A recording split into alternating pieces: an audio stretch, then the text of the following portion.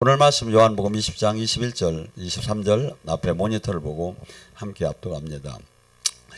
예수께서 또 이르시되 너희에게 평강이 있을지어다. 아버지께서 나를 보내신 것 같이 나도 너희를 보내노라. 이 말씀을 하시고 그들을 향하여 숨을 내쉬며 이르되 성령 받으라. 너희가 누구의 죄를 사하시면 사해질 것이요 누구의 죄든지 그대로 두면 그대로 있으리라 하시니라. 아멘. 예수님께서 부활하시고 나서 우리에게 베푸시는 은혜를 갖고 계속 은혜를 이 말씀을 갖고 가다가 다 끝나지 않았기 때문에 이 말씀을 다시 한번 복습을 하면서 다시 앞으로 말씀에 대해서 좀 나눌까 합니다. 우리는 세상 사람들하고 예수님을 믿고 나서 다른 점이 뭐냐? 나타내야죠. 근데 이것이 만약에 빌립은 예수님도 이런 부탁을 합니다. 하나님이 함께 계시다며요. 그럼 하나님 한 번만 짱 하고 한번 보여주세요. 그러니까 예수님이 그러면 빌립아, 네가 나를 항상 함께 했었으면 왜 하나님을 보여달라고 하느냐? 나를 봤으면 아버지를 봤거늘. 나는 아버지와 나눠진 게 아니다. 내 안에 아버지가 계시다. 내 안에 지금 행하는 일들이 모두가 아버지가 함께하기 때문에 이 기적과 표적이 사건들이 일어난다. 그래서 우리는 지금 이 땅에 예수님을 믿고 거듭났고 새 생명을 받았고 내가 직분을 받았고 이렇게 했다면 여기에 맞는 이 세상 사람들도 인정할 수 있는 것이 나타나야 되지 않겠는가. 여러분, 때로는 우리는 이런 마음이 듭니다. 예수님의 12제자들은 얼마나 좋았을까. 창조주 하나님과 늘 함께하고 늘 밥도 먹고 잠도 같이 자고 화장실에서도 만나고 얼마나 좋았을까. 이런 마음이 듭니다. 근데 여러분, 베드로가 3년 반 동안 사역을 하실 때 베드로와 요한만 데리고 들어갔어요. 왜? 믿음이 그래 좋았기 때문에. 이 사역을, 이 영의 사역을 할 때 믿음이 없는 믿음이 없이 이렇게 불평하게 되고 아니면 이렇게 좀 믿지 못하면 예수님께서 고향에 가서 아무 일을 큰 일을 행하시들 못했다고 합니다. 그래서 항상 이 아이로의 그 죽은 소녀를 집을 들어갔을 때도 베드로와 요한만 데리고 들어가. 왜? 베드로와 요한은 무조건 믿기는 잘 믿으니까.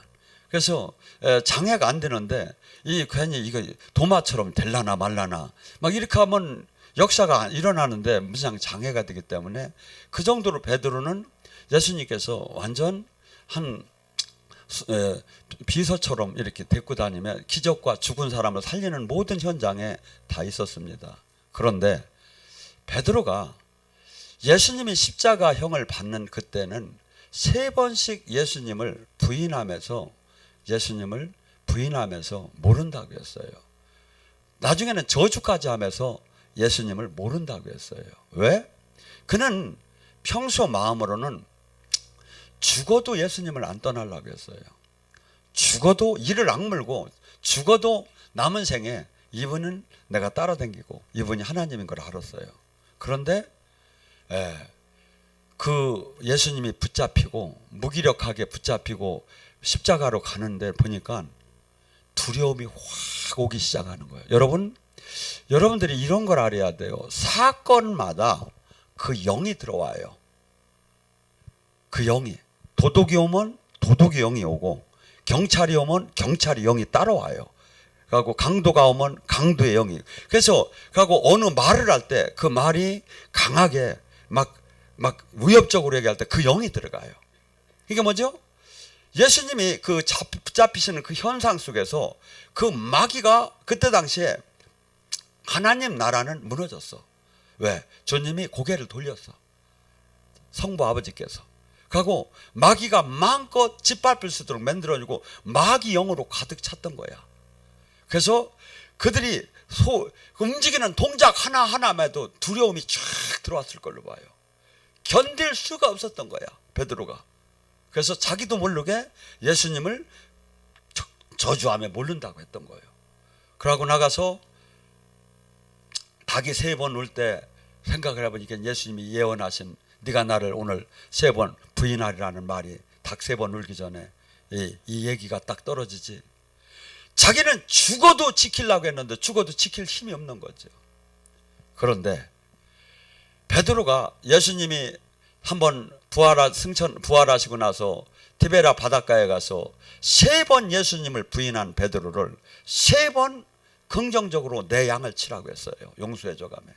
그러고 오순절에 성령을 만난 거예요. 오순절에 그 성령을 받고 보니까 베드로는 180도로 바뀌었어요. 근데 우리는 지금 베드로가 받는 성령을 받는 거예요. 베드로가 받는 성령을. 그게 뭐죠? 지금 예수님이 부활하시고 성령을 내 이름으로 보내는 이 성령을 받아서 변화를 일으키지 못한다면 아무 쓸모짜리가 없어요. 주님이 원하는 그 이 땅에 하나님 제자답게 살지 못한다면 아무 쓸모짜리가 없는 거예요. 저는 여기에 계신 분들도 은혜를 당연히 받아야 하지만 이 방송을 보면서 지금 코로나로 인해서 얼마나 지금 대면 예배도 못하고 얼마나 지금 믿음이 떨어졌습니까? 얼마나 세상 영이 들어오고 얼마나 지금 뭐 삶의 이 모든 영들이 막 판을 칩니까?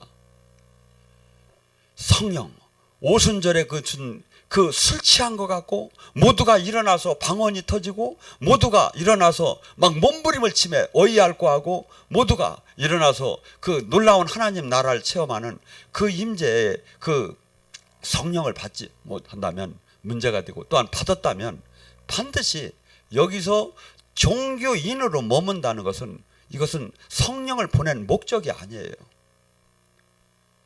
예수님이 성령을 보낸 목적은 요한복음 14장 12절에 정확하게 나와요. 내가 아버지 이름으로 보내는 성령, 내가 아버지께 감으로 너희들이 나를 믿는 자는 나보다 더 큰 일을 할 것이요 내가 한 일보다 더 큰 일을 할 것이요 내가 한 일을 할 것이라고 주님이 분명히 얘기를 해요. 분명히. 저는 죄송한 얘기지만 여기 계신 분들만 은혜를 받는데 사실은 마치지 않아요. 지금 방송을 보면 아니면 방송이 끝나고 난 다음에 보는 그 사람들 사람한테 어떻게 하면 하나님을 만날 수 있을까? 왜? 지금 우리는 하나님 말씀을 하고 하나님 영이 성령이 지금 가야 되는 거예요. 성령이 뭘 못하겠습니까? 과거 현재 미래를 뭘 못하겠습니까? 그 놀라운 성령을 당신의 십자가를 지고 나서 부활하시고 우리에게 보내주신 거예요. 이 세상에 그 어떤 선물보다도 귀한 선물을 받은 거. 왜냐하면 우리는 이 성령을 보내면서 조건을 뭐라 합니까? 세상은 알지 못한다는 거야. 성령을 받지 못한 사람은 결코 이 성령 안에의 사람을 알지 못한다는 거예요. 두 번째 뭡니까? 내가 너희를 고아처럼 버려두지 않을 것이라는 거야. 성령은 한 달, 2살 먹은 어린아이가 어머니가 케어하고 어머니가 돌보듯이 성령께서 알리켜주고 깨닫게 하고 인도하시고 보살피지 않으면 우리는 결코 이 하나님 나라 성령 이 하나님 나라 안에 들어갈 수가 없다는 거예요. 그런데 지금 이 시대 성령을 거부하는 시대 아닌가. 수많은 사람들이 종교 활동에는 분주하지만 직분 활동에는 분주하지만 성령의 인도함을 받는 삶을 살지 않고 있다 이거죠. 주님께서는 로마서 8장 13절 14절에 뭐랍니까? 너희가 육신대로 신앙생활하면 죽으리라. 성령의 힘으로 육신의 욕망을 꺾으면 살리라. 성령의 인도함을 받는 자가 하나님의 자녀다. 어떠한 직분자도 하나님이 자녀라고 쓴 게 없어요. 성령의 인도함을 받는 자가 하나님의 자녀다. 주님의 다스림 안에 있는 자가 하나님의 자녀다. 우리는 이 세상 사람과 전혀 다른 걸 나타내고 우리 삶 속에 그것이 이 세상 사람들이 봐도 보여져야 합니다. 왜? 예수님께서 빌립에게 얘기한 것처럼 나를 봤으면 아버지를 봤거늘 나를 봤으면 우리는 예수님이 보여야 하고 나를 봤으면 내 안에 있는 성령님이 사람들한테 보여져야 하지 않겠는가. 이 시대는 너무나 많은 사람들이 제자를 원했고 신부를 원했고 하나가 되는 사람을 원했고 근데 전부 다 종교인으로 바뀌어 있는 시대 아닌가. 저는 베드로는 어떻게 성령을 받은 사람의 모범 답안이라고 봅니다. 그가 그토록 두려워 떨던 그 백성들에게 과감하게 나간 거예요. 가고 그는 설교하기 시작했어요. 너희들이 못 박은 나사렛 예수의 이름이 이를 낫게 했고, 너희들이 못 박은 나사렛 예수께서 지금 부활하셔서 우리에게 성령을 보냈다. 술 취한 것이 아니다. 요엘 선지자를 통해서 얘기한 마지막 때, 그때 예수님이 부활하시고 나서 하신다는 사역. 자녀들은 예언할 것이요, 늙은이는 꿈을 꿀 것이요, 젊은이는 환상을 볼 것이요. 지금 남종과 여종에게 불붙듯이 구약 속에서 왕, 제사장, 선지자에게만 부어지던 그 성신을 지금 마지막 때는 물붓듯이 마지막 때 당신이 택한 자에게 부어준다고 한 이 말씀이 지금 응하고 있는 거다. 그때 사람들은 뭐라 하겠지요? 가슴을 찢으며 어이할고 하기 시작한 거예요. 여러분, 사람을 바꾸지 못하는 설교, 사람을 바꾸지 못하는 목회, 이건 다 문제가 있는 거예요. 이 복음은 사람을 바꿔요. 복음은 하나님을 알 수 있게 해줘.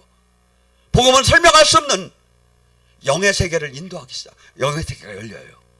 그런데 이것이 없는 시대, 이것을 부인하는 시대에 와 있지 않은가? 아니죠.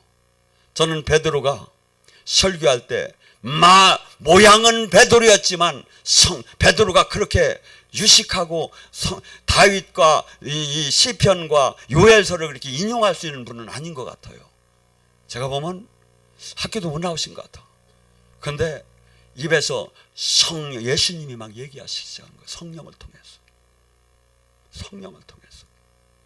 그러니까 그들이 지금 우리가 예수님을 영접하는 거하고는 시대가 완전히 달랐어요. 만약에 그때 예수님을 영접한다는 것은 제도권에서 다 매장이 되고 직장도 잃고 카드도 못 하고 대출도 못 받고 모든 것을 다 끝나는 시대예요. 그런데 그때 3,000명 5,000명이 어이할고 하고 등록을 했다는 거예요. 왜?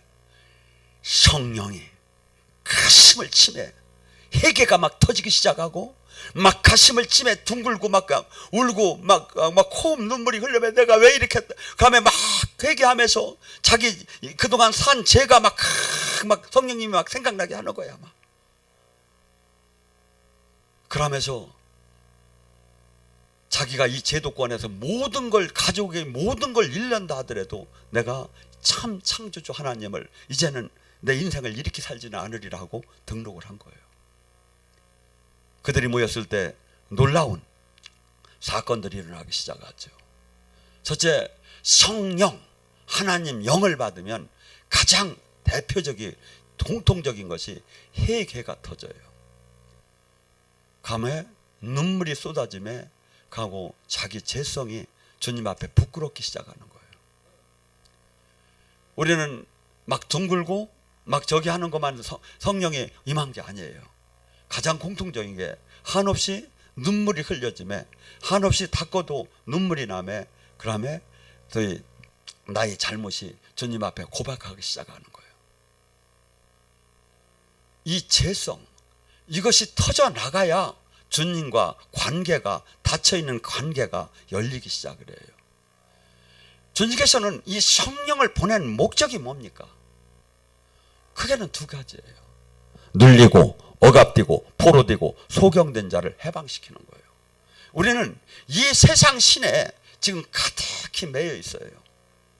돈에 명예에 권력에 잘못된 사상에 논리에 수없이 갇혀 있어요. 수없이.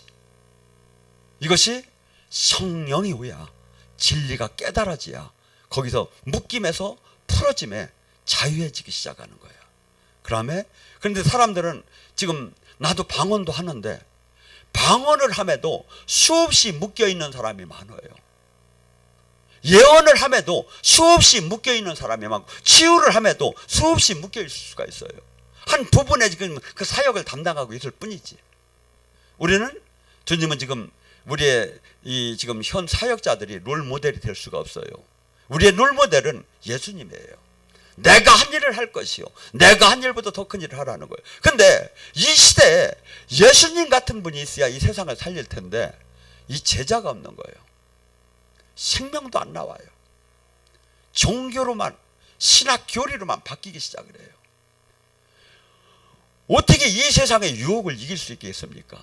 그들은 전 재산을 팔아서 유무상통하며 그토록 내꺼, 그토록 벌어야지, 그토록 허리가 부러지게 벌어서 내가 잘 살아야지, 내 자식 잘 살아야지 하던 것을 다 포기하기 시작한 거예요.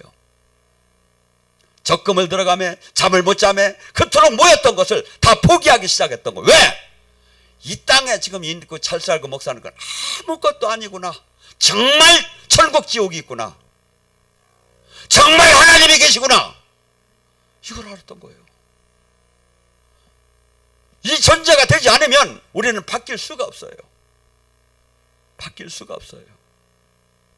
저는 정말이에요. 지금 이 설교를 하면서도 방송을 보며 방송이 끝난 후에 이 설교를 보면서도 하나님의 살아계심, 하나님이 천국 지옥, 하나님이 심판, 하나님이 함께함, 하나님이 지금 우리 안에 있음, 이것이 100% 믿어지면 인생은 180도로 바뀌게 돼 있어요. 이게 절대 화 못 내요. 절대 내 맘대로 못 살아요. 절대 내 맘대로 내가 갖고 싶으면 못 가져요. 왜? 항상 주님이 다스림 안에, 주님의 심판을 내가 어떻게 견딜 것인가? 주님의 심판을 내가 어떻게 견딜 것인가? 지금 이 시대 교회는 어떻게 본다면 너무나 많으죠. 곳곳에. 근데 하나님이 함께하는 제자가 없는 거예요. 하나님의 생명이 나타나더라 않는 거예요. 그리고 다 마치 종교 활동이 다 옳은 것처럼 다 포장이 되고 있다 이거죠. 아니죠. 교회는 여러분 잘 생각하세요. 이 교회는 오순절 성령이 임하면서 교회가 태동된 거예요. 이게 교회의 모범 답안이에요. 이게 교회의 모범 답안이라고. 그래서 사도행 고린도전서 14장 23, 26절서부터 32절에 교회의 모양이 나오잖아요. 모여서 찬송시하고 강론 하나님의 말씀을 하고 두세 사람이 방언을 하면 차례에 맞춰 통변을 하고 두세 사람이 예언을 하면 그것을 검증을 하고 그 다음에 영적인 사역을 하는 거예요. 영적인 사역. 왜? 성령이 우리에게 보내서 우리를 지체로 삼았기 때문에. 성령이 우리를 통해서 당신의 손과 발처럼 우리를 통해서 지금 하나님이 치유하시고 이 장래일을 얘기하시고 또한 묶임을 풀어주시고 이 사역을, 구원 사역을, 예수님이 하신 구원 사역을 지금 성령을 받은 사람을 통해서 동일하게 지금 하시니까. 근데 이것이 안 되는 거예요. 이것이 안 되는 거예요. 지금 저는 교회 지금 코로나로 인해서 얼마나 많은 이 문제들이 있습니까? 이 재앙을 누가 허락했습니까? 하나님이 허락하신 거예요. 세상을 사랑하고 세상에 관심 있고 하나님은 입으로만 예수님 사랑한다고 마음은 전부 다 세상을 사랑하기 때문에 너희들 정신 차리라고 지금 이 재앙을 저는 분명히 내렸다고 봐요. 여러분, 우리는 수없이 이 세상 영은 우리를 망각을 시켜요. 저나 여러분이 이 땅에 살 수 있는 시간이 그리 많더라 안 해요. 그런데 그렇지 많지 않다는 것이 안 믿어지는 거야. 머리가 혀짐에도 거울을 봄에도 나도 안 믿어지는 거야. 주님은 뭐랍니까? 아니다. 아침 안개가 잠깐 있다 없어지듯이 인생은 끝난다. 들에 핀 풀과 꽃이 더운 바람이 임하면 즉시 말로 비틀어지시 인생은 곧 끝난다. 왜 썩을 거에 마음을 두느냐? 영원한 심판, 영원한 형벌, 영원한 심판, 영원한 형벌 하나만 믿어도 절대 내 맘대로 안 살아요. 절대 내 맘대로 못 살게 됐어요. 근데 수없이들 많은 사람이 용서해주는 주님을 핑계대며 내 맘대로 사는 거야. 아니지요. 네가 오른눈이 범죄하면 오른눈을 빼라고 하지요. 오른손이 범죄하면 오른손을 찍어내고 불구의 몸으로 천국을 들어가는 게 낫다고 하지요. 온전한 몸으로 지옥을 들어가는 것보다. 주님께서는 십자가의 그 사건을 통해서 우리를 용서하시고 성령을 보내시고 이것을 악용을 해서 막 죄를 짓는 거야. 용서하시는 하나님이라 이거야. 아니지요. 히브리서 6장 4절에 뭐랍니까? 하나님의 말씀의 능력을 맛보고 하나님의 그 영광에 맛보고 하나님의 그 성령의 능력을 맛보고 다시 죄를 짓는 자는 사함이 없나니. 두 번 다시 예수님을 못 박는 자요 사함이 없나니. 우리는 지금 분명한 것은 이 땅에 교회를 다니는지 안 다니는지 표가 하나도 안 날 정도로 우리는 신앙생활이 되고 있어요. 하나님의 생명이 하나도 나타나들 않고 있어요. 아니죠. 주님께서 성천하심에 얘기하죠. 마가복음 16장 17 믿고 구원받은 사람은 표적이 반드시 나타난다. 그가 내 이름으로 귀신을 쫓고 새 방언을 말하며 뱀과 독을 마셔도 해함을 받지 않고 병든 자에게 손을 얹으면 나는 표적이 반드시 믿고 구원받은 사람 나타난다고. 그런데 그까지 게 어디 있느냐고 대드는 거예요. 지금 여기 해당되는 사람이 몇 프로나 되겠습니까? 하나도 걱정 안 합니다. 그건 그때 일어난 일이라고 합니다. 뭘 믿는 겁니까? 예수님 믿는 겁니까? 말씀이 주님이시라며. 시대가 이렇게 변하고 있어요. 시대가 이렇게 변하고 있어요. 그러니 아무리 기도를 한들 주님이 역사할 이유, 성령이 역사할 이유가 뭐가 있느냐 이거죠. 아무리 기도를 해도 못 만나지요. 당연히 못 만나요. 아니지요. 주님께서는 뭐랍니까? 요한복음 10장 3절 내 양은 내 목소리를 듣느니라. 은사가 아니에요. 주님을 만나서 주님의 뜻을 받고 사인을 받는 것이. 내 양은 여기 지금 주님이 목자가 아니라는 사람은 아저씨고 그냥 저기 하다고 생각됩니까? 아니잖아요. 아버지고 목자잖아요. 당연히 듣게 돼 있다는 거야. 담이 있지 않으면. 우리는 은사주의, 신비주의로다 이걸 몰매 내가 못 만나는 것을 정당화시킨다 이거죠. 아니죠. 내 양은 내 목소리를 듣는다는데. 요한복음 5장 36절 37절에 그렇게 얘기합니다. 나는 세례자 요한의 증언보다 더 확실한 증언이 있다. 세례자 요한은 예수님을 증거하기 위해서 이 땅에 오신 분이에요. 그 길을 평탄케 하는 길이에요. 광야에 외치는 소리였었어요. 그는 누가 봐도 선지자라고 그 민족 그 국민들이 전부 다 인정을 하던 사람이었었어요. 가고 메뚜기와 석청을 먹으며 광야에서 있음에 그 메시아를 증거하던 사람이에요. 근데 그 사람의 그 증거보다 더 확실한 증거가 있다는 거예요. 지금 내 안에서 행하시는 아버지께서 행하시는 그 일을 보고 더 믿으라는 거예요. 제가 여기서 아무리 소리를 질러도 소용없어요. 제가 선포할 때, 우리 영성학교 할 때 하나님의 역사가 나타나지 않으면 저는 가짜예요. 여러분이 다 알 거예요. 여기는 1000개가 넘을 거예요. 영성학교를 하면서 하나님의 역사가 나타난 것이. 이게 증거예요. 그러면 뭐랍니까? 바리새인 서기관에게 얘기합니다. 너희는 하나님의 음성도 모습도 보지 못했느니라. 근데 지금 하나님의 음성과 모습을 듣는다면 이단이라고 하고 있는 시대예요. 우리는 성경 말씀이 주님이시고 성경 말씀이 자고 성경 말씀이 다림줄이고 성경 말씀에 거기에 성령이 깨달음이 있어야 우리는 갈 수가 있는 길입니다. 깨달음이 있어야. 이 성령이 오게 되면 베드로를 변화시킨 것처럼 우리를 변화시켜요. 변화시켜요. 저는 여러분이 보기에는 별거 아닌 것 같지만 저는 저를 보면서 한없이 놀래요. 사람이 어쩌면 저렇게 변했는가. 정말이에요. 저는 태권도 사범이었었고 정말 주먹밖에 옆에 친구들은 주먹밖에 없었어요. 칼제비 있었고 조직에 있었고. 그런데 저는 하나님이 그때 그냥 공무원으로 보내주더라고요. 가고 그 보호하면서 인생을 모든 저희 인간관계에서 다 끊게 하시고 미친 듯하게 이 안에서 살게끔 해줬어요. 저는 가끔 물어요. 목사님 다시 태어나면 뭐 하실 거예요? 뭐래? 목사해야지. 한없이 슬프고 한없이 괴로워요. 그렇지만 이보다 더 귀한 게 어디 있느냐 이거야. 바르게 한다면 이보다 더 귀한 일이 어디 있느냐 이거야. 하나님이 생명의 통로로 쓰며 하나님이 대변인으로 쓰며 하나님이 그 메신저로 쓰면서 하나님이 그 지체로 쓰면서 하나님의 뜻을 이뤄나가는 좀 더 귀한 게 어디 있느냐 이거예요. 그런데 분명히 주님이 그래요. 내 택한 자는 반드시 이 땅에서 내가 핍박받은 것처럼 핍박을 받을 것이라고. 핍박을 받을 것이라고. 제가 솔직히 얘기해서 이번에 한탕 하려고 했었어요.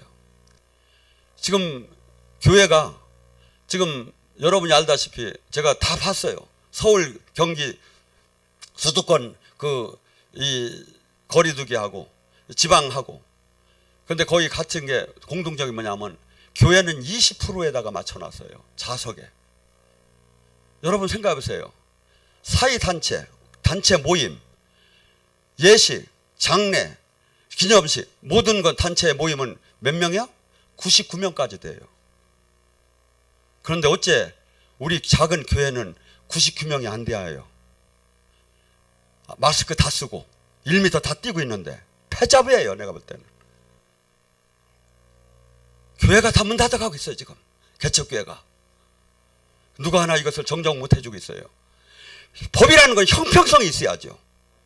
형평성이 있어야죠. 저는 부인하기 시작할 거예요. 잡아 넣던지 뜯어 먹던지. 우리는 이 세상과 세상을 저기에도 협조를 해야죠. 그렇지만 불리하게 교회를 탄압하면 여기에 저항을 반드시 해야 돼요. 목숨을 내걸고 해야 돼요. 그렇지 않으면 갈라디아서 1장 10절에 그리스도의 종이 될래, 사람이 종이 될래, 교단의 종이 될래, 국가의 종이 될래, 아니면 시청의 종이 될래, 그리스도의 종이 될래, 택하라 이거야. 택하라 이거야. 우리는 때로는 택할 때는 목숨을 내걸고 택해야 돼요. 택해야 돼요. 그래서 저나 여러분, 성령을 받은 사람은 지금 이 세상 사람과 친구가처럼 이렇게 지내는 거 말도 안 되고, 하나님은 세상과 원수같이 지냈다는 거예요. 우리는 세상 속에 있는, 세상에 살고 있지만 세상 사람은 아니에요. 그렇지만 제가 이 방역사회가 협조를 해야죠. 당연히 협조를 해야죠. 그렇지만 이 법을 말이 됩니까? 일반 단체, 예식장, 장례장, 기념식 모든 단체들은 99명까지 되는데 교회는 안 된다? 20%는 큰 교회에다 맞춰줘야죠. 작은 교회에다 왜 맞춰 그걸? 큰 교회에다 맞추면 거기는 400명도 큰 교회는 들어갈 수 있죠. 근데 작은 데는 99명에다 맞춰줘야죠. 단체에다가, 사람의 모임에다가. 여러분, 왜 화가 안 납니까? 여러분은 화가 나야 돼요. 성령에 충만하다면. 저는 그렇게 봐요. 교회가 생명이에요. 주님의 몸이에요. 그리고 세상 이것이 맞지 않을 때는 목숨을 내걸고 저항할 때는 해야죠. 그래서 뭡니까? 우리 또는 뭐랍니까? 야고보서 4장 7절에 하나님 말씀에는 숭복하라, 마귀에는 대적하라. 지금 그래서 우리에게 지금 제가 법을 지키지 말라는 게 절대 아닙니다. 지금 이 법이 잘못됐다 이거죠. 잘못된 데에 갔다가 순응할 수는 없는 거 아니냐 이거죠. 더군다나 교회가 모이는 게 얼마나 생명입니까? 우리는 교회가 얼마나 이게 생명이냐고.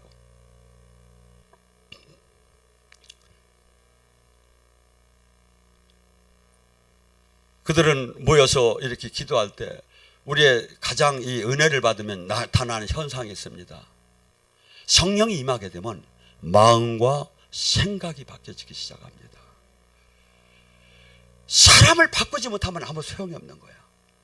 성령은 안진뱅이를 일으키고 소경을 눈을 뜨게 하고 고꾸러진 사람을 일으키고 하고 문둥병이를 낫게도 하지만 저는 더 중요한 게 사람의 마음과 생각을 바꿔줘요. 생명의 근원이 사람 마음 안에 있어요. 내가 무슨 판단 기준으로 사느냐가 여기서 결정을 해야 몸은 움직여주는 거예요.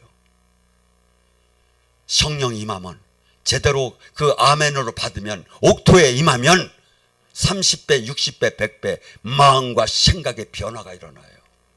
그토록 이기적이었고, 그토록 가족적이었고, 그토록 자기적인 사람이 어느새 희생의 삶을 살 수 있고, 어느새 예수님의 발자취를 십자가의 삶을 살 수 있고, 어느새 복음의 가슴에 불이 나서 목숨을 내걸고 달릴 수밖에 없는 그 사람으로 바뀌기 시작한다 이거죠. 여러분, 성령 안에 계속 들어가 보셔봐요. 이 세상 사람을 보셔봐요. 얼마나 많은 사람들이 지금 주님을 믿는다고 하면서도 절대 주님을 모르고 지금 저렇게 뛰고 있는가. 성령에 충만하면 말을 안 할 수가 없는 거예요. 빛과 어둠을 얘기 안 할 수가 없는 거예요. 사람들은 제일 좋은 것이 뭐냐면 비유를 맞춰주는 거예요. 당신 대단합니다. 대단합니다. 막 하고서 막 하면 안 나올 돈도 나와. 그런데 하나님의 사람은 그렇게 하면 안 된다 이거야. 당신이 지금 죽을 길을 가고 있다고 얘기를 해줘야 하는 거야. 당신이 지금 악하다고 얘기를 해줘야 하는 거야. 당신 지금 큰일 났다고 얘기를 해줘야 하는 거야. 에스겔 3장 17장이 어째 지금 우리 모두에게 사명이다 이거야. 네가 그의 죄를 얘기하지 않아서 그가 죽게 된다면 그 핏값을 너에게 주할 거라는 거예요. 아니, 나 하나만 잘 살면 되지. 나 하나만 죄를 안 지면 되지요. 안 된다는 거예요, 주님이. 네가 진리를 알았다면, 네가 하나님 나라를 알았다면, 네가 하나님의 선하심을 알았다면, 네 옆에 있는 죄인들에게 네가 얘기하지 않아서 그가 죽게 되면 그 핏값을 너한테 묶었다는 거예요. 근데 네가 전했는데도 그가 그걸 믿지 않는다면 그 핏값은 그한테 돌아갈 거라는 거예요. 저나 여러분은 그 사명을 받은 거예요. 하고 엄청난 주님의 그 생명 안에 우리가 주님이 원하는 30배 60배로 변하기 시작하면 저는 이렇게 봅니다. 사울이 바울처럼 한 사람이 세상을 바꾸는 사람으로 바뀐다고 봅니다.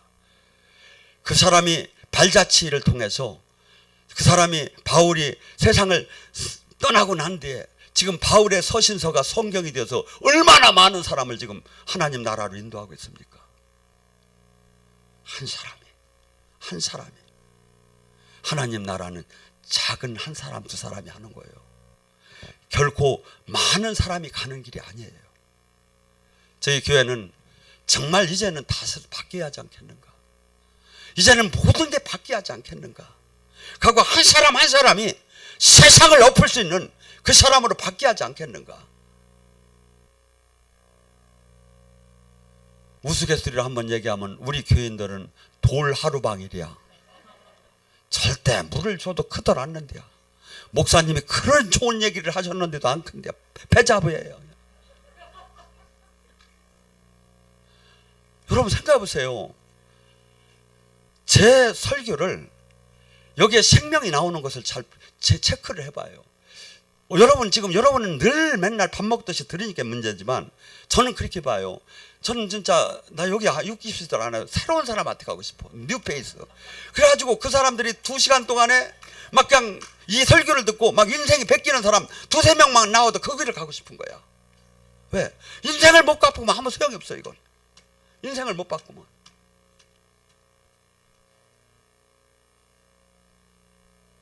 모르겠어. 주님이 그래요. 네가 한국에 계속 있던 않을 거라고 알아서들 해요. 맨날 여기서 제가 저기를 하니까 이게 얼마나 귀한 생명의 설교고 지금 하나님이 함께 영성학교가 얼마나 많이 여러분을 보여줬습니까? 그런데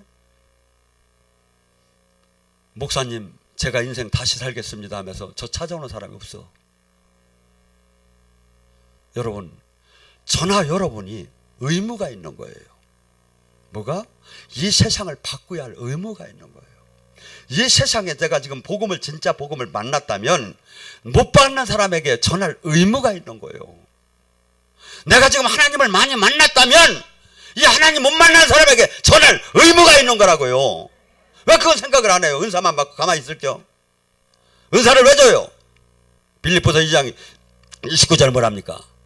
그리고 너에게 은사 주면 그리스도의 고난에 참여하라고 줬다. 여기 은사 받은 사람 많잖아요. 조금씩은. 저나 여러분은 그리스도의 고난에 참여를 해야 합니다. 그리고 이 세상 대한민국이요? 몰라서 그렇지 지금 기독교로서는 최고 좋은 나라예요. 그런데 지도자가 없는 거예요. 이제 생명의 지도자가. 제자를 키울 지도자가 없는 거예요. 저는 그분들이 충주로 모이고 우리 지교회로 모여서 한국을 다시 한번 바꿨으면 할 그러면 그것이 제가 바람이에요. 저나 여러분 지금 시간이 얼마 없고 기간은 없어요. 택해야 돼요. 하나님이 기뻐하는 삶을 살 것인가, 적당한 삶을 살 것인가, 내가 기뻐하는 삶을 살 것인가, 택하라 이거야. 신명기 30장 15절 택하라 이거야. 죽을 길을 택하면 내가 죽게 할 거요, 그 복된 길을 택하면 내가 복되게 할 거, 망할 길을 택하면 망하게 하고, 네가 흥할 길을 택하면 흥하게 하고. 하나님은 신앙은 항상 택하는 거예요. 오늘 항상 지금 내가 항상 택해야 하는 거예요. 마귀는 택하지 못하게 해요. 마귀는 육을 택하라고 해요. 마귀는 너를 택하라고 해요. 주님은 주님을 택하라고 해요. 말씀을 택하라고 해요. 성령을 택하라고 해요.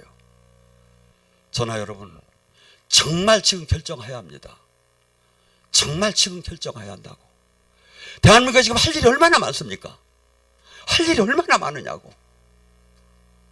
할 일이. 저나 여러분 예수님이 핏값을 주고 부활하시고 우리에게 보낸 성령, 그저 쬐끔 방언이나 하고 쬐끔 그냥 뒹굴고 쬐끔 예언이나 하고 쬐끔 치유하고 이렇게 하라고 보낸 거 아니에요. 세상을 바꾸라고 한 거예요. 매이고 갑되고 포로자를 해방시키라고 한 거예요. 제자를 삼으라고 준 거예요. 이것을 하는 데를 찾기가 어려운 시대에 와 있어요. 다 죽지요. 오늘 이 밤에 한번 주님 기뻐하는 결심 한번 합시다. 주여 삼차하기도 합니다.